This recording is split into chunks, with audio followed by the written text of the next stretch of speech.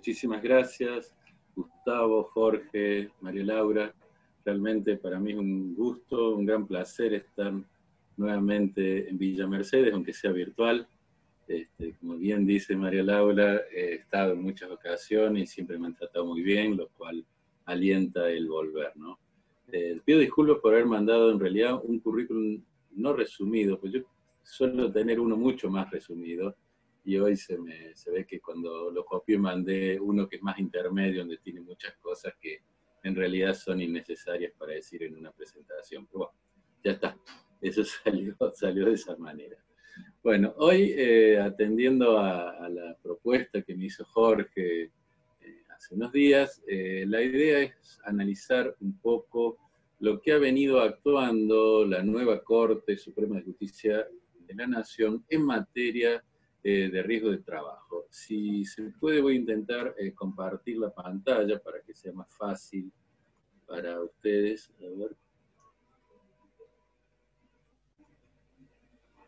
No sé si sale a compartir.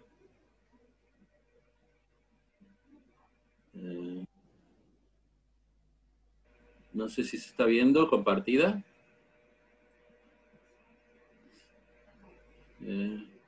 ¿Se está viendo compartida la pantalla o no? ¿Sí? Sí. Ah, bueno, entonces la agrando, que debe ser lo que faltaría nomás para que la podamos ver ya todo. Bueno, como les señala... ¿Bien? Perfecto.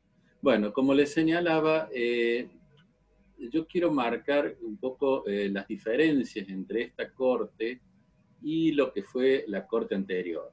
No en análisis de fallos, porque todos ustedes los conocen, los fallos que durante mucho tiempo marcaron el sendero de la Corte de 2014, perdón, 2004, 2015, desde en esta materia, bueno, Aquino, Castillo, Milone, Liosco, Silva, Aróstegui, simplemente para enunciar algunos, que no voy a desarrollar ahora porque, insisto, refieren a una corte que ya no es la corte actual. Lo que sí quiero marcar en ese sentido es que la corte anterior a nosotros nos nutrió de muchos componentes axiológicos. Era una corte internacionalista o universalista, en la preferencia por sobre de los derechos humanos, por sobre otros derechos. O sea, nos llenó de alguna manera de un contenido hasta ese momento muy poco visto en la doctrina argentina y en la doctrina laboralista. Cuando nosotros hablamos de la primavera laboral de la Corte Suprema, hacemos referencia lógicamente a los fallos de septiembre del 2004, pero en realidad la Corte profundizó enormemente toda su línea laboral y específicamente en materia de riesgo del trabajo, durante todo ese periodo. No podemos obviar, por ejemplo, la mención que la Corte hacía a la teoría del Tribunal Constitucional alemán, o sea, la eficacia horizontal de los derechos humanos, o sea, todo ello que nos llevó a una concepción muy distinta de lo que nos vamos a enfrentar desde el 2016. No hago acá un juicio valorativo de si es bueno o es malo uno u otro. Digo simplemente en ese punto de que son muy diferentes los puntos de partida. La Corte del 2016 en adelante es una Corte absolutamente estructurada, muy apegada a las palabras, muy apegada al texto del legislador, prácticamente se vuelve a esa vieja concepción que había en la Corte de la época de los años de Menem, en cuanto a que el tribunal solamente debía acatar el dictado del legislador, que la Corte no era un órgano legislante y que por lo tanto estaba llamado a no invadir otras esferas de poder. Esto va a ser muy revertido en el fallo Bisotti de riesgo, pero ahora parece que ha vuelto a ser dejado de lado y se vuelve a aquella idea de que la Corte lo que tiene que analizar es el texto legal. ¿Sí?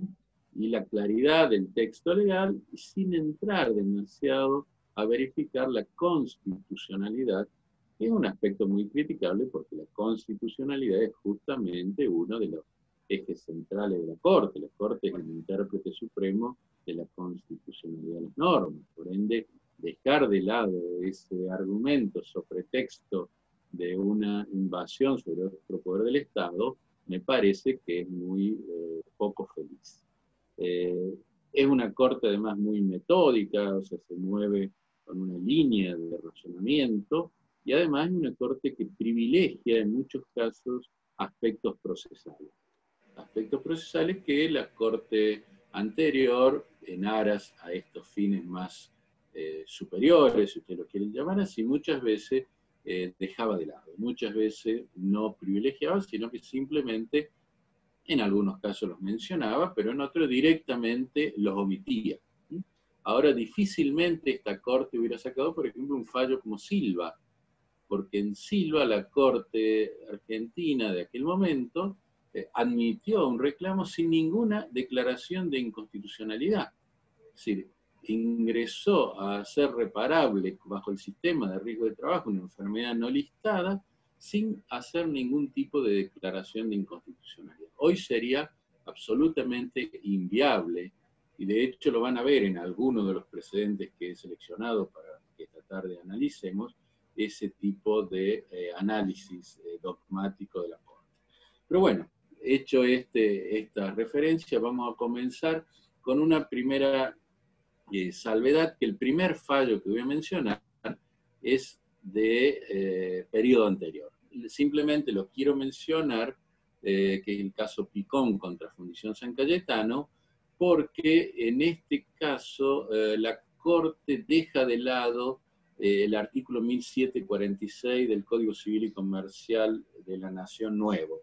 Y señalo esto porque este fallo fue dictado menos de 2 meses después de la entrada en vigencia del nuevo código, lo cual hacía presuponer que la Corte lo podía llegar a convalidar. Sin embargo, la Corte acá mantuvo la teoría que tenía desde Aróstegui, en el sentido de que las fórmulas no son el parámetro indemnizatorio para los daños en la salud de los trabajadores. ¿Sí? Dice, la Cámara recurrió a los fallos Woto y Méndez. Si ustedes recuerdan, Méndez es el modo que el doctor Guibur respondió al fallo Aróstegui. Cuando la Corte le critica en Aróstegui el método utilizado, porque entre otras cosas no contemplaba la pérdida de chance, bueno, Guibur a los pocos días saca el fallo Méndez, donde Méndez él hace un poco este análisis de lo que dijo la Corte y agrega ese componente que prevé que hasta los 60 años uno podía obtener un mejor ingreso y que, bueno, entonces le agrega un componente a su fórmula.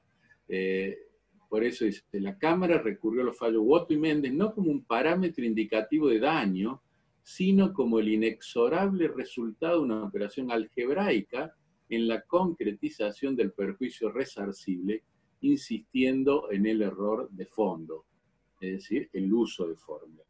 Eso es el tema más relevante. Después el otro es una cuestión también procesal, en este caso favoreciendo al trabajador. A veces vamos a ver que muchos otros lo terminan perjudicando. ¿Por qué? Porque en el tribunal de origen había puesto, o sea, el juzgado de primera instancia había mandado a pagar algo así como un 35% en concepto de daño moral. Y la Cámara dice, el criterio de valoración que tiene esta sala es que es el 20% del daño material. El daño moral representa el 20%. Entonces dice, la reducción del daño moral en un 67% basado en pautas de valoración que usualmente utiliza la sala, no explica las razones que justifican una quita de tal magnitud. O sea, no basta remitirse a decir, mire, es lo que nosotros usamos normalmente.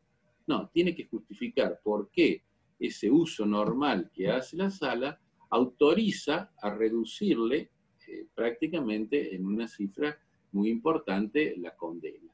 Y bueno, en este caso también había algún error en cuanto a los intereses, y por ende, además dice de que, al igual que había ocurrido con Aróstegui, la sentencia no se basaba en valores homogéneos, porque tomaba una fecha para intereses y otra fecha para actualización.